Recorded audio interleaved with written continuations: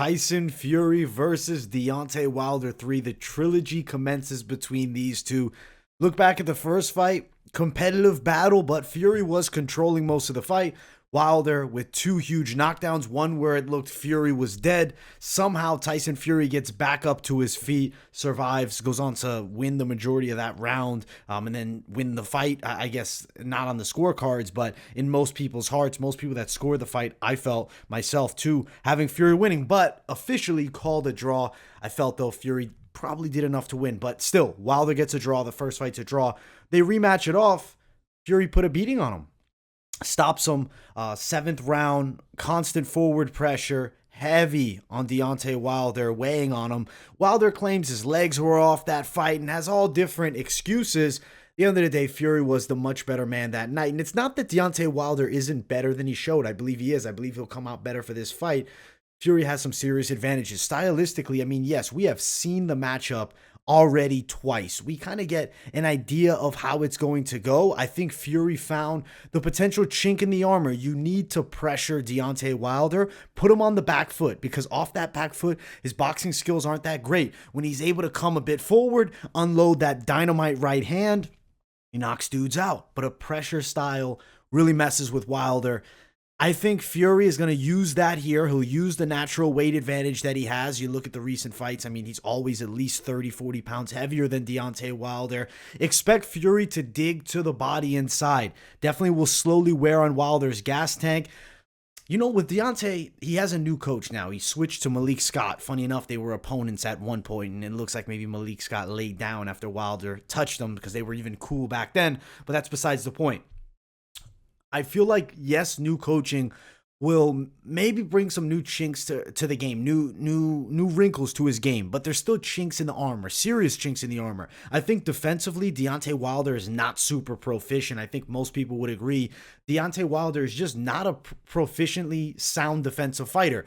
Lacks extremely good reflexes and head movement. He has like dynamite offense, subpar defense, leaves his hands a bit low most of the time, and I feel like he doesn't bring them back up to his face quick enough. Obviously, with a guy like Fury, you got to keep him up a bit more, especially because Fury has a reach advantage. Wilder not used to that. Granted, in the past two fights that he lost to Tyson Fury, I guess the first one a draw, but the last one that he lost, he got exposed to that. A bigger, stronger, and longer guy. And obviously, Deontay Wilder did close to nothing in that fight. It was a clean sweep. It was all Fury. Wilder landed very minimal amounts of effective punches. In this fight, Wilder needs to step the volume up a good amount because I really feel like he's lacking that volume. Fury on the opposite side, I think he needs to stick with the game plan. Pressure, combination punching, make it dirty, make it ugly, rip to the body. Those slapping shots Fury uses inside are fantastic. I think Wilder's inside fighting also is not good, and he doesn't have the physical strength to wrestle inside with Fury. He doesn't have great clinch work. I think that's going to hold him back in this matchup. I do feel like this fight will be better because I think Wilder's footwork will be improved. He'll be a little bit lighter and quicker on his feet. I know he said in that last one that his legs weren't under him, claiming, oh, it was my 100-pound suit I walked to the fight with. I think those are kind of BS excuses, but his legs didn't look great in the last one, and I think footwork definitely is a mainstay of the camp. A lot of movement work. Definitely, I've seen some pad work with Malik Scott and Wilder, getting his head movement, getting different angles. He needs to be a more technical boxer to deal with Tyson Fury. But even if you're technical, Fury is so much more proficient. There is levels to the game, and I think Fury is vastly superior to Deontay. I think Tyson Fury beats him again. I don't think it's as easy as the second fight. I don't think it's as hard as the first fight. I think we're going 9 rounds, and I think Fury will get a TKO stoppage. Potentially could be looking at 12 with Fury winning definitely majority of the rounds. I do think Wilder lands better shots this fight than the last one, but nothing superbly effective that's really able to hurt Fury. It would take a special punch. I just don't feel like Wilder has the ability to set up the knockout punch with Fury. Wilder's jab is okay, but it's not snapping. It's not super fast. And at the end of the day, being at a disadvantage of the reach is shown to be a huge weakness for Deontay Wilder.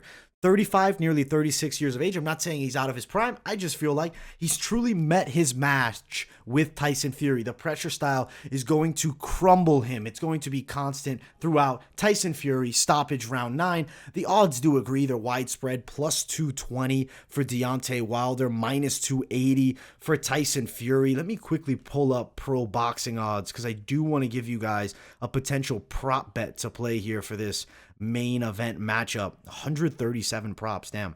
Over 1.5, that's, I believe, a guarantee. I think maybe we have to go Fury wins by TKO, plus 105. That's okay. It's not fantastic. Fury wins inside the distance, minus 110. Wilder inside the distance, plus 330. Wilder does have that knockout power. If we went the under, or maybe the over, do we go over 6.5? Excuse me, at minus 162? Not a terrible bet. I don't really love prop betting boxing. I think it would be a risk. Maybe if you're feeling like the Mystic Mac, you bet Fury round 9, Fury round 8, and also maybe Fury round 10. There's a lot of plus money to be made there, though it wouldn't be the most advised. It wouldn't be the smartest bet. You can find Fury around the minus 250 tag, depending where you go. You'll find him around minus 300 at other sites. Wilder, a plus 250-ish dog, ranging around that. It's the Fury show. And what happens next, though, for Tyson Fury if he wins? Because Anthony Joshua, that fight just got killed. Anthony Joshua got clearly outboxed by Usyk. I don't think he wins the rematch either. So what do we do with Tyson Fury if he beats Deontay Wilder? Well, he's supposed to fight the winner of Wallin and White. Wallin gave him his hardest fight. I wouldn't hate that rematch if Wallin beats White. I wouldn't hate the fight between Fury and White, but Fury has said he has no interest in the matchup with Dillian White. I'd still like to see it. Let's say Fury goes on to win. I think he waits for the winner of AJ Usyk 2. I think that's probably what happens. Deontay Wilder somehow maybe fights a loser of one of the high-level matchups. Maybe he takes some serious time off and doesn't fight anymore.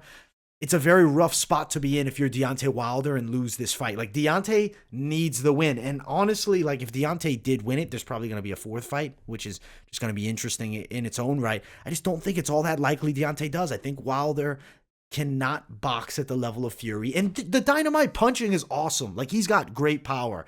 But that dynamite one touch without the technical skill to set it up, when you're smaller, when you're shorter, you're lighter, like everything's standing against him here.